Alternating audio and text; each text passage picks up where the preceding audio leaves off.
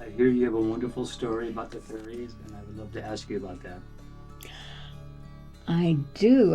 I had this experience of going up to Flagstaff from Sedona with my husband and his friend, and we walked up into the forest, and there's just this beautiful, it was fall, and all the trees were golden aspens, and it's just so beautiful up there on top of the mountain.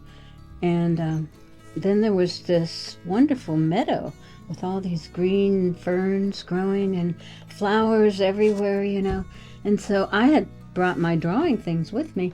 So I sat down and got out my drawing things, and there were all these no-see-ums, all the little biting bugs. I'm going, oh, it's such a beautiful place. Why are they here, And then I saw coming through the trees from a distance this beautiful light energy just floating along and came toward me. And this turned out to be the Queen of the Fairies. And she was in charge of this, was actually an entrance to the fairy kingdom. And the bugs were sent by the little fairies to protect that so people didn't just get in there and ruin it, So she came along, she quit that to all the bugs, And then I did her portrait. I drew her portrait, and it was so wonderful. She's just such a beautiful being, loving, light. I guess they have wings, yeah, but it's the light that comes out of their hearts that we see as wings, That's what they got to be called. Anyway, they float. and so then I was able to make, after I drew him, and my husband comes back, but I was able to come home and begin to do a portrait or a painting a painting of this experience that I had. And I just have this little one now.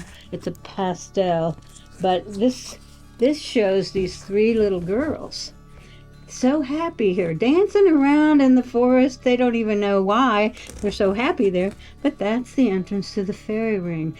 And all around are all these fairies, some of them playing instruments, some of them, dancing, and just all kinds of characters.